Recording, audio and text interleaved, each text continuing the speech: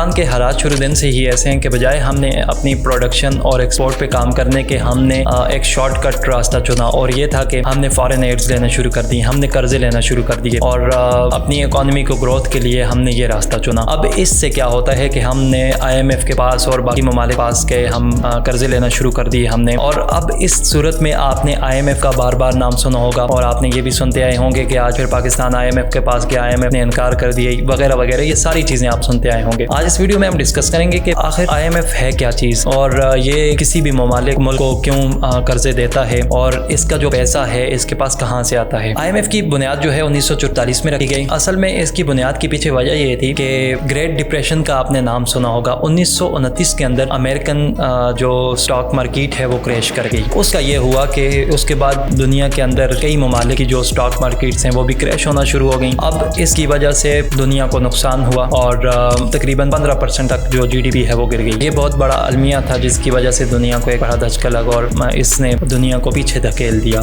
उसके बाद क्या होता है कि 40 ममालिक सर जोड़ के बैठते हैं कि कोई ऐसा इदारा होना चाहिए जो ऐसे मुश्किल वक्त में हमें प्रोटेक्ट कर सके, हमारी प्रोटेक्शन कर सके। तो तब जाके 1944 में IMF की बुनियाद रखी जाती है और आपने एक और नाम सुना होगा, वर्ल्ड बैंक। अब IMF का जो मकसद था वो ये था कि IMF जितनी भी स्टॉक मार्केट रेट हैं उनको डिटरमिन करती थी, मॉनिटर करती थी।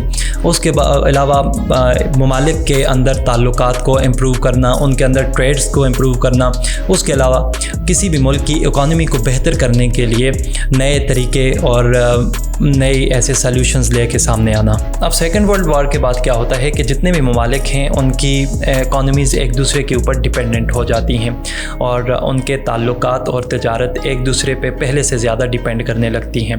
अब इसमें इसका जो ड्रॉबैक है ये होता है कि अगर कोई एक मुल्क दिवालिया होता है तो उसके साथ लिंक्ड डिपेंडेंट दूसरा मुल्क भी दिवालिया होता है और उसके साथ फिर तीसरा, ये पूरे एक चेन में जो है वो दिवालिया की तरफ बढ़ते हैं। इसको हम डोमिनो इफेक्ट भी कहते हैं। डोमिनो इफेक्ट में ये होता है कि एक ब्रेक के गिरने की वजह से तमाम जितना भी स्ट्रक्चर है वो, इसलिए IMF जो मुल्क दिवालिया होने लगे उसको एक डोज देता है। IMF की वर्किंग पॉलिसीज़ ये हैं कि अगर कोई भी मुल्क उसके पास लोन के लिए, एड के लिए आता है तो वो सबसे पहले उसके अकाउंट्स एंड फाइनेंस को चेक करता है। उसके बाद उस मुल्क के सामने कुछ डिमांड्स रखता है कि आप इस अपने मुल्क के अंदर ये चीज़ों को चेंजेस लाएं इन चीज़ों के अंदर। और ये जैसे पाकिस्तान अगर लोन लेने के लिए जाता है तो उसको भी कहा जाता है कि आप फ़लाँ चीज़ के अंदर चेंजेस लाएं, फ़लाँ चीज़ के असल में इसका मकसद ये होता है कि ये IMF इसलिए कर रहा होता है ताकि आप दोबारा हमारे पास मुँह उठाकर पैसों के लिए ना जाएँ, अपने मुल्क के अंदर ये चेंजेस लाएँ और उसके बाद अपनी इकोनॉमी पे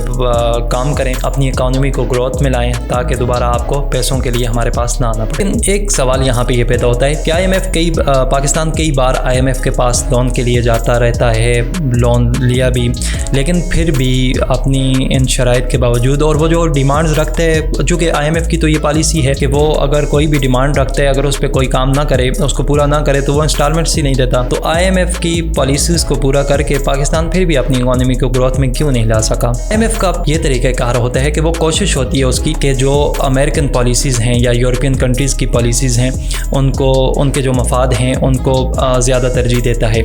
अब यहाँ पे इस सवाल को देखने के लिए कि वो इन यूरोपियन और अमेरिकन को क्यों, उनके मकासद को क्यों तरजीह देता है, एक और सवाल की तरफ हमें बढ़ना होगा कि आया IMF को जो पैसा आता है वो कहाँ से आता है। तो इसका जवाब ये है कि जितने भी कंट्रीब्यूटिंग मेंबर्स हैं उसके अंदर, IMF के अंदर, वो क्या करते हैं कि वो वक्तन फ़वक्तन अपना पैसा IMF के पास जमा करते रहते हैं और IMF के पास जब भी कोई मुल्क लोन के लिए आता है, फॉरेन एड के लिए आता है, तो वो क्या करता है कि वो उन पैसों में से उसे लोन उठा के देता है और सूद के ऊपर लोन देता है। तो उस सूद से जो मुनाफा होता है वो वापस इन ममालिक के अंदर डिस्ट्रीब्यूट कर देता है।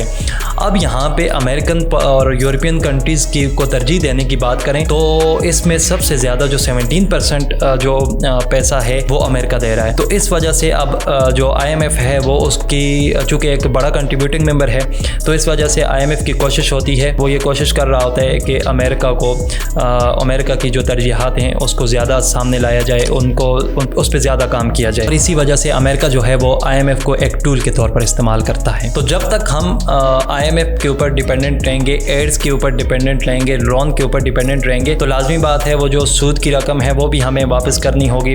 तो इसी वजह से हम पार्टीशन से लेकर आज तक जो है वो कर्जदार हैं, और हमारा जो हर बच्चा और बड़ा बूढ़ा सब हमारे जो है वो कर्जदार हैं। तो हमारी एक्सपोर्ट, हमें अपनी एक्सपोर्ट पे और प्रोडक्शन पे काम करना होगा, तब हम जाके अपने मुल्क की इकॉनमी को है वो ग्रोथ में ला सकेंगे।